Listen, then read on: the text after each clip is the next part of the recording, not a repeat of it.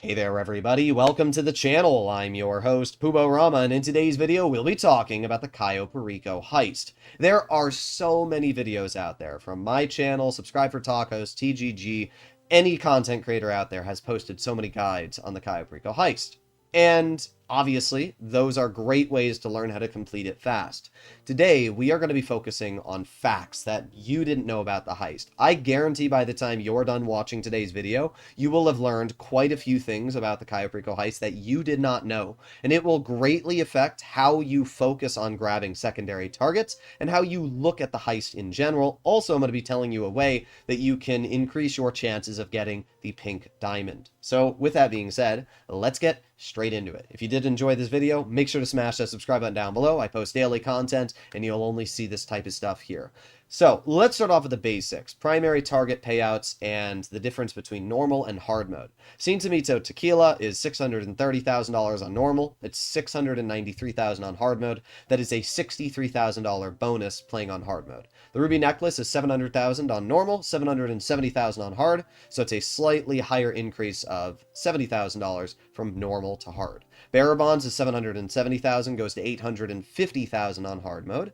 Pink Diamond is $1.3 million. Yeah, you go from $770,000 to $1.3 million. And on hard mode, it's $1.43 million. That means you're earning an additional $130,000 on hard mode with the Pink Diamond. And then the Panther statue is $1.9 million, and on hard mode, it's $2,090,000, so a $190,000 increase. What you're noticing here is that on hard mode, the better the primary target, the more money you're making, which is why you always want to have the heist ready on hard mode, because you're going to make a lot more money.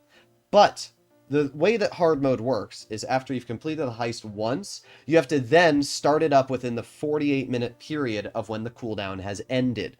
The problem with that is what a lot of people don't know is the primary target odds are actually affected by a 72-hour real-time cooldown.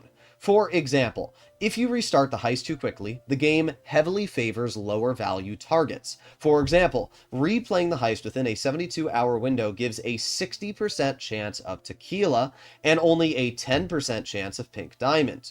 Whereas waiting the 72 hours removes tequila from the pool and raises pink diamond to a 20% chance. So in other words, if you don't do this heist commonly, you will earn more money by getting better targets. But if you do it commonly, you have a much higher chance, basically a 50-50, whether you're going to get tequila or not. However, the thing you have to remember is that the only way to get that big boost in payout is playing on hard mode.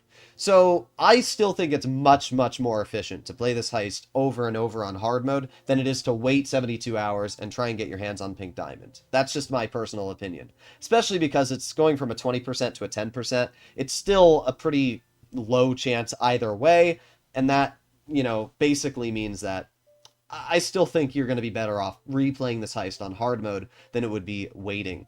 But it is something that a lot of players don't know. Now, here's something else that's interesting. Secondary loot is completely affected by the primary target. For example, cash is worth $78,000 to $83,000 per stack. I think you can get 4 stacks of cash. So in total, that's what, like $320,000 worth? Well, let's just do 83 multiplied by 4, so $330,000 is what you can grab with 4 stacks of cash. Where weed you can grab 3 stacks, and weed at max is worth $135,000, so weed can be worth over $400k, cash is worth about $330,000. It's $70,000 difference between the two. But here's the thing that's interesting. Based on what primary target you have, you will get more bonuses on secondary targets. So I'll read this for you and you'll understand. To compensate for forcing a low-tier primary on quick replays, Rockstar boosted secondary loot payouts when you get a lower-value main target. In practice, within the cooldown period, secondary loot stacks are worth more if your primary target is weaker. The bonus is 20% for tequila, 10% for Ruby Necklace, and 5% for Bearer Bonds. What that means is if you get tequila, cash will not be worth $83,000 per stack. It'll be worth $100,000 per stack. So if you grab 4 cash, you'll have $400,000 instead of $330,000 in your pocket. That's a $70,000 increase. That's huge. And if you have pink diamond, it's a 0% increase. So instead of being worth 100,000, it's just worth 83. So that is something to keep in mind. If you grab 2 Coke spawns, you're going to be worth about 405,000. It's a fun little fact that a lot of people don't know. Coke is worth basically the exact same as weed at this point. But you can earn upwards of almost $500,000 grabbing full Coke or weed on tequila versus $400,000 on the pink diamond. Obviously, the pink diamond is still worth a lot more. It's over double the worth of the Cincimito itself, so you're still not going to be making as much, but it is nice that you do get more money on secondary targets with a worse primary target. A lot of players don't know that. It's actually something that's really, really interesting. So, pretty cool stuff there. Now, when it comes to the pink diamond, as I said, it's a 10 to 20% chance of getting your hands on it. When it comes to the Panther statue, a lot of people always ask me this. The only way to get the Panther statue is when Rockstar has special events going on. So, for example, once a week, or, for a week period once a year, Rockstar might make it so you can get the Panther statue. And that is worth over $2 million if you're grabbing secondary targets as well, which is kind of wild when you actually take a second and think about it, which is absolutely insane.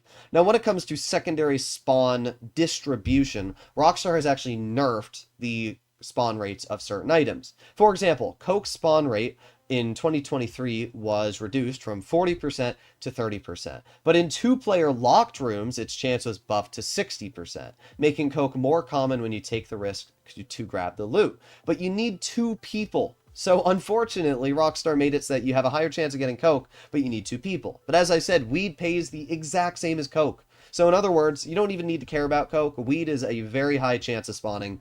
Don't worry about the Coke at all. Just grab weed if you see it. It's going to pay almost the exact same. One other thing to talk about, primary versus secondary balancing. There's no direct evidence that getting a top primary target like Pink Diamond will reduce the number of gold piles or other high-value secondaries in the same run. All secondary loot locations roll their contents independently based on set odds, with gold only appearing in specific areas. So, in other words, what that means is that your chances of getting Coke or weed are the exact same if you have Pink Diamond as they are with Cincimito Tequila, which is something a lot of players, always say like, oh man, I keep getting bad luck with a good primary. That's actually not the case. It's completely random on both. But there you have it, ladies and gentlemen. That is a lot of information to break into there, which is really, really cool to honestly talk about. But the main thing that I really wanted to showcase here was that not only if you repeat the heist within a 72-hour period do your chances of getting a good primary target massively decrease, but also the fact that the worse the primary target you have, the better the loot you get.